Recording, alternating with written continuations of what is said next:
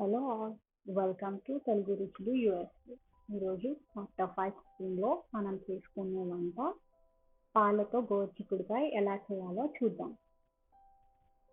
ఇప్పుడు మనం ఒక స్టవ్ ఆన్ చేసుకుని ఒక కుక్కర్లో కొంచెం వాటర్, సాల్ట్ ఇంకా గోరుచిక్కుడుకాయలు వేసుకుని ఒక 5 విజిల్స్ వరకు ఉడకనివ్వాలి. మనం కొంచెం ఎక్కువ విజిల్స్ వస్తే కొంచెం పేస్ట్లా అయిపోతుంది. సో ఇలా చూసారు కదా, ఉడకపెట్టుకున్నవి చిన్న చిన్న ముక్కలుగా మనం తుంచుకోవాలి. ఆ పీచులు అనేది తీసేసి తర్వాత మళ్ళీ స్టవ్ ఆన్ చేసుకుని ఒక బాండీ పెట్టి ఆ బాండీ కొంచెం హీట్ అయినాక ఆయిల్ వేసుకోవాలి.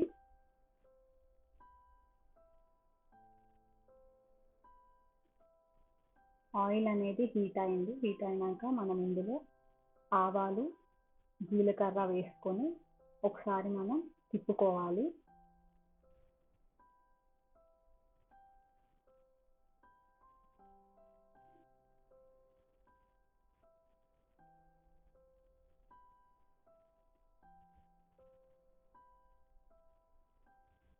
ఇలా తిప్పుకున్నాక మనం ముందుగా తరిగి పెట్టుకున్న ఉల్లిపాయ, పచ్చిమిర్చి అనేది ఆయిల్లోకి వేసుకుని మరొకసారి వేపుకోవాలి.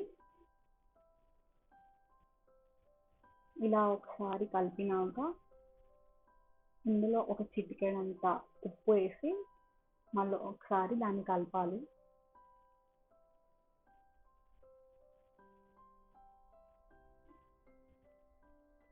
ఇలా చిటికెడు ఉప్పు వేయడం వల్ల ఉల్లిపాయలు అనేది కొంచెం త్వరగా మగ్గుతాయి. ఒక చిటికెడు ఉప్పు వేసుకున్నాము. సో దీనిలో కరివేపాకు వేసుకుని మరొకసారి తిప్పండి.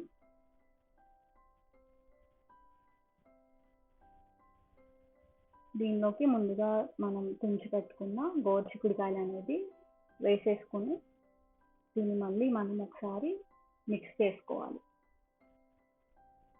మరీ గట్టిగా మిక్స్ చేయకండి, ఎందుకంటే ఆల్రెడీ ఒకసారి ఉడకపెట్టాం కాబట్టి ఎక్కువగా మిక్స్ చేస్తే మొత్తం పేస్ట్లా అయిపోతుంది.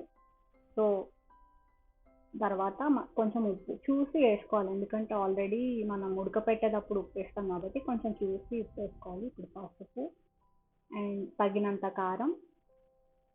నేనైతే ఇక్కడ 2 స్పూన్స్ తీసుకున్నాను. మీ స్పైస్ లెవెల్ బట్టి తీసుకోవచ్చు.